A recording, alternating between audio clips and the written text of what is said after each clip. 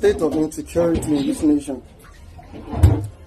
Usually every night when I finish my training at any of my facilities in Ajah, Jakonde, Elegushi, Marwa, or Banana Island, I have several facilities on the island that I provide skate coaching services to every day of the week. So because of the fact that most of my classes end around 7, and by that time there would have been a heavy build-up of traffic, especially on 3rd Milan break, that could delay my arrival at home for about 2 or 3 hours. And I don't typically like sitting in traffic. Sometimes when I drive, I even park my car wherever I train and come to pick it maybe during the weekend. But today, because I had a lot of sessions, I was tired and I just decided, let me get to a commercial bus.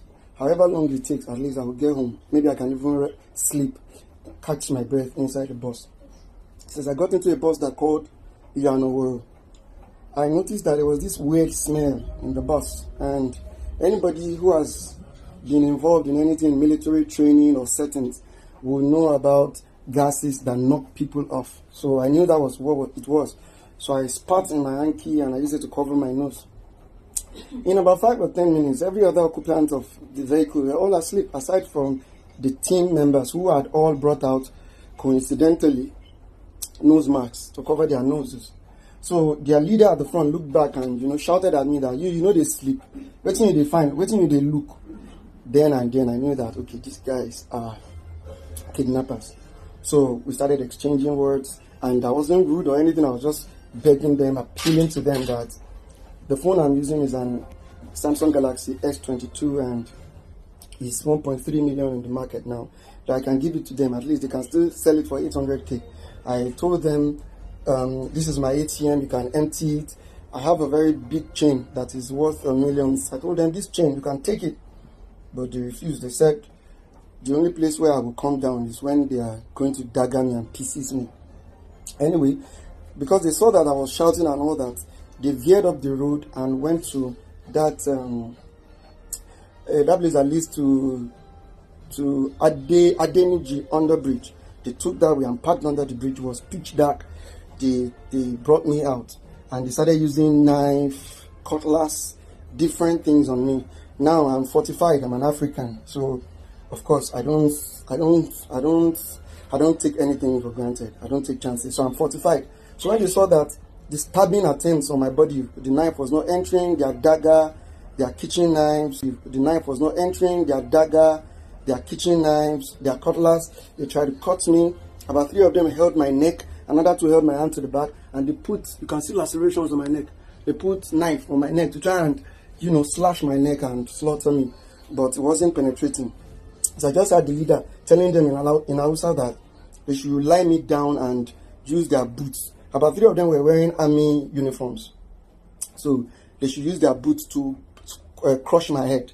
So about 6 of them held me hand, leg, and 2 were using their boots to hit my eyes, hit my nose. They just wanted to knock me out.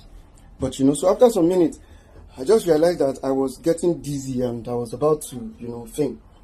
And once that happens, these people will take me and do what they want. So I reached out for my bag, which was on the floor, and nobody was noticing. They didn't notice it throughout all this thing. I used that, see blood from my mouth. I'm even bleeding internally. So I took out that knife with my right hand and I started, waving it in different directions. So it cut one of them in the tummy.